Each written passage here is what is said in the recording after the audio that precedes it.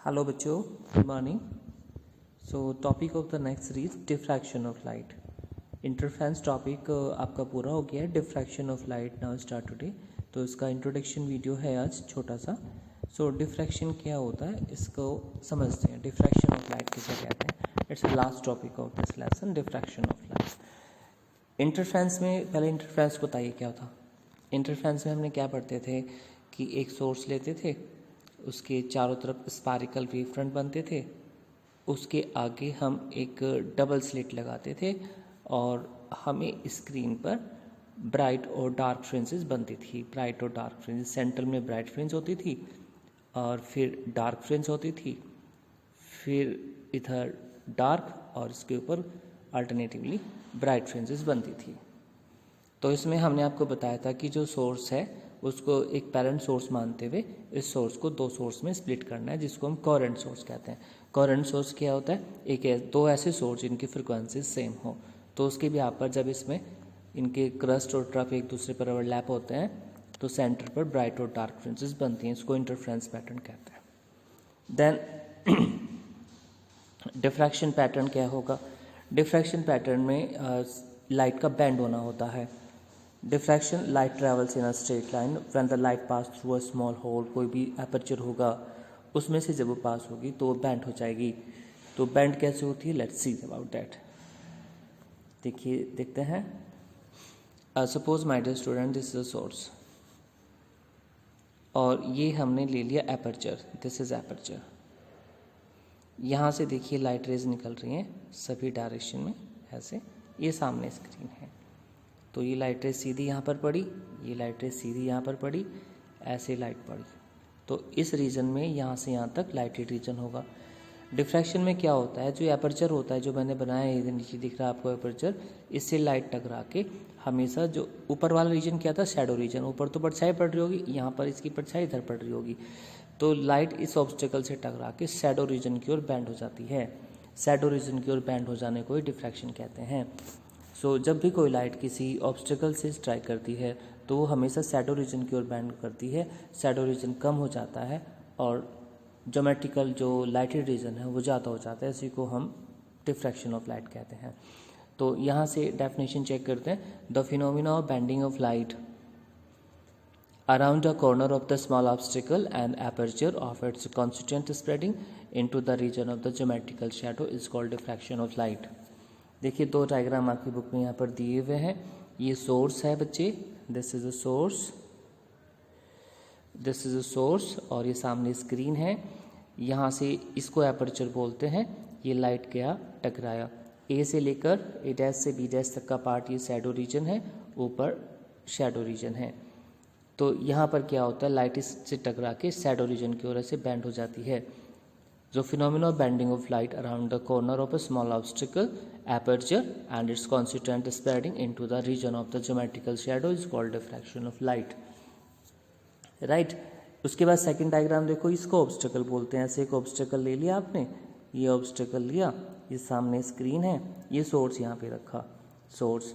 तो यहाँ से देखिए लाइट टकरा के तो वापस आ जाएगी, ये भी वापस आ जाएगी, लेकिन जो लाइट इस कोने से टकरा के ऐसे सीधी जाएगी ऐसे, तो इतने रीजन पर जहाँ से मैं डायग्राम सा बना रहा हूँ, इतने रीजन पर तो शैडो पड़ेगी और ऊपर वाले रीजन पे लाइट आएगी, इस पर भी लाइटेड रीजन होगा। तो जब लाइट इससे टकराएगी, इससे जहाँ पे मैं डॉट बना रहा हूँ, इससे टकरा के ऐसे शैडो रीजन की ओर बैंड हो जाती है। लाइट का बैंड होना, इसी को हम डिफ्रैक्शन बोलते हैं।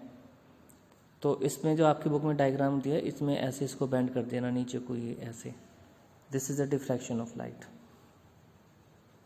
और ये तब पॉसिबल होता है प्योर डिफ्रैक्शन की अगर जो ऑब्स्टेकल है, जैसे ये इसका साइज ए है और जो लाइट इस सोर्स से आ रही है उसकी वेवलेंथ लैम्डा है, जब ये ए अप्रोक्स लैम्डा के इक्वल होता है तब इसमें लाइट बैंड होती है ऑब्स्टेकल से टकराने के बाद या एपर्चर से। ये एपर्चर वाला सेक्शन है, this is aperture or this is obstacle. So when the obstacle is placed at the path of light, we expect a dark shadow A dash B dash on the screen. So we observe the circular bright band at the center surrounded by the dark and bright ringing alternatively. This shows that light bends around the edges and light show the diffraction. इसमें experiment number first दिया हुआ है। Experiment first, आप एक काम कीजिए, diffraction को observe करने के लिए सबसे आसान तरीका है 2 ब्लेड लेना, जैसे फिगर में दिख रहे हैं, और इनके जो शार्प एज है बिल्कुल उनको पास पास किसी फ्रेम में एडजस्ट कर देना 2 ब्लेड को वर्टिकली, और जो बीच में से इनके एज आपको दिखाई दे रहे हैं, ये एज जो दिखाई दे रहे हैं, इन एजेस पर से लाइट पास कराना और सामने स्क्रीन पर ऑब्जर्व करना, वहाँ पर आपको डिफ्रैक्शन पैटर्न ऑब्जर्व होगा। देखो एक थोड़ा पैटर्न समझ लो। इंटरफ्रेंस पैटर्न में तो अल्टरनेटिवली ब्राइट और डार्क फ्रिंजेस बन रही थी, और सभी की जितनी भी ब्राइट फ्रिंजेस थी सबकी इंटेंसिटी इक्वल थी, और डार्क थी वो कम्प्लीटली डार्क थी। और जो बच्चे ये होता है डिफ्रैक्शन पैटर्न, इसमें डिफ्रैक्शन पैटर्न में क्या होता है, सेंटर में तो सबसे ज़्यादा ब्राइटनेस होगी सेंट्रल फ्रिंज का, और फिर डार्क आएगी, और जो सेकंड ब्राइट फ्रिंज बनेगी उसकी एम्पलीट्यूड सेंटर वाले कंपेयर में कम होगा। कुछ इस टाइप से होता है, ये देखिए इस टाइप से कुछ ये डिफ्रैक्शन पैटर्न बनता है स्क्रीन पर। तो जब आप ब्लेड से यूज़ करके इस तरह से लाइट पास कराएंगे तो सेंटर में जो लाइट होगी वहाँ पे तो मैक्सिमम लाइट बन रही होगी, और उसके साइडों में जैसे डिस्टेंस बढ़ रही हो सेंटर से, लाइट जो है थोड़ा सा कम होती जा रही होगी, उनका एम्पलीट्यूड घट रहा होगा, ब्राइटनेस डिक्रीज हो रही होगी। सेंटर में सबसे ज़्यादा होती है, जैसे आपने टॉर्च देखा होगा, टॉर्च यूज़ करते हैं जैसे आप नाइट में, और टॉर्च से सामने दीवार पे मारो उसको, तो लाइट करो वॉल पे, तो आप देखते हैं सेंटर में तो बहुत ज़्यादा इंटेंसिटी होती है सेंटर में टॉर्च की, और उसके साइड में जो रिंग से बन जाता है वहाँ उसकी इंटेंसिटी धीरे धीरे घटते घटते बिल्कुल ख़त्म हो जाती है। और हाँ, एक बात और याद रखना, इसमें जो ब्राइट डार्क फ्रिंजेस बनते हैं वो कम्प्लीटली डार्क नहीं होती, उन पर थोड़ा सा ना ब्राइटनेस चढ़ी होती है, जैसे इंटरफ्रेंस में कम्प्लीटली डार्क बन रही थी ना फ्रिंज, इसमें कम्प्लीटली डार्क नहीं बनती हैं। ओके, चलिए आगे देखते हैं। सेकेंड एग्जाम्पल ऊपर पढ़े। Look at the street lamp through a piece of the fine cloth.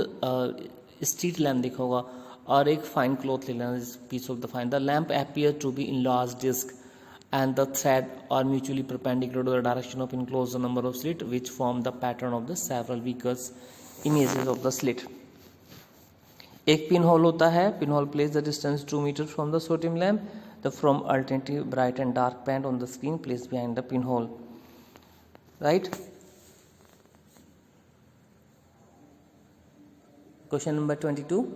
What should be the approximate size of the aperture and obstacle to observe the diffraction of light with it? Explain it with the help of simple activity. देखिए सबसे आसान तरीका है, क्या करने वाले हैं आप इसमें, एक ऐसे ये लीजिएगा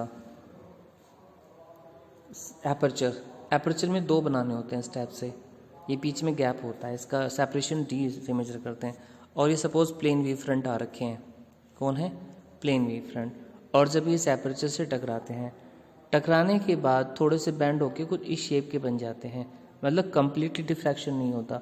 इसमें हम कह सकते हैं जो एपर्चर का साइज है वो लाइट की वेवलेंथ से बड़ा है, लाइट की वेवलेंथ से बड़ा है, इसलिए परफेक्ट लाइट बेंड नहीं हुई है। बी फिगर में ऑब्जर्व करें, इसमें हम क्या करते हैं, एपर्चर का साइज और लैम्डा दोनों अप्रोक्स इक्वल लिए हुए हैं, तो जब ये प्लेन वेव फ्रंट इस में से टकराता है तो ये देखिए पूरी तरह स्फेरिकल वेव फ्रंट बन जाते हैं। ये प्लेन वेव फ्रंट के हमने स्फेरिकल वेव फ्रंट बना लिए, प्लेन के स्फेरिकल वेव फ्रंट बना दिए। So like this the wavefront of the light is much smaller than the size of the object at rest. The diffraction of light is not easily seen. So this is a diffraction. Light का band होना बच्चों normal language में तो यही कहेंगे ना आप।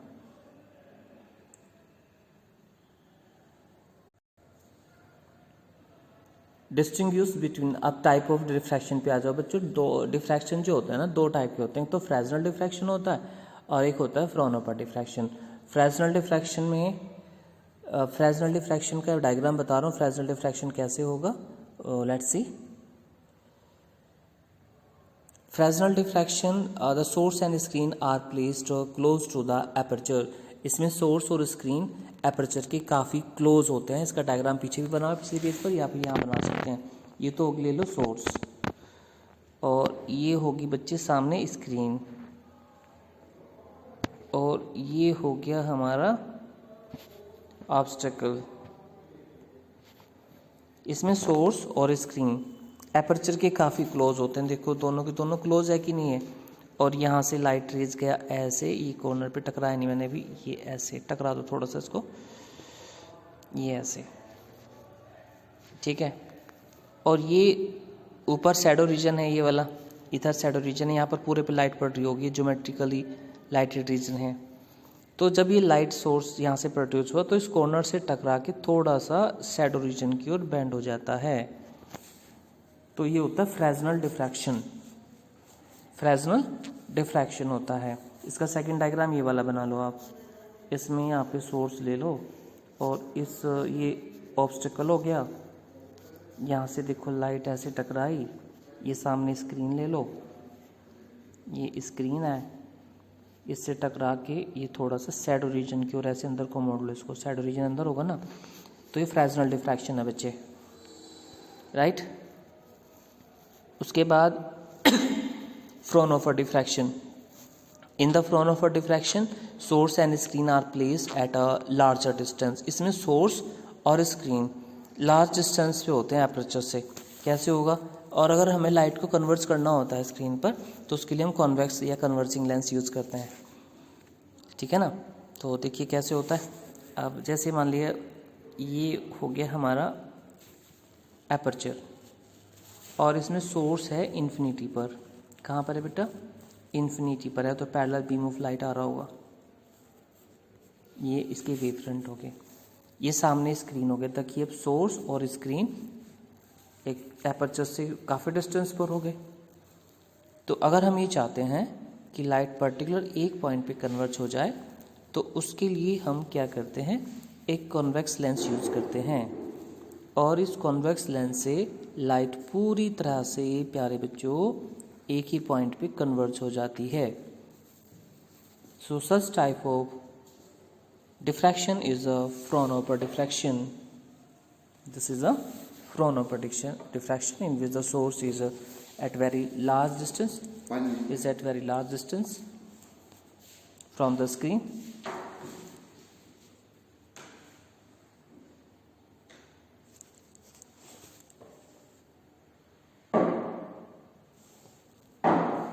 This is Fraunhofer diffraction. So बच्चों अब जो इसका डिटेल्स है, ये तो आज इंट्रो हो गया, नॉर्मली आप इसे पढ़ लीजिएगा, कल मैं इसको पूरा इसके ड्राइव करा दूंगा आपको बेटर वे में, राइट ना। बाकी फिर आप इसे अपने हिसाब से देख लेना। ओके बच्चे, ओके, गुड बाय।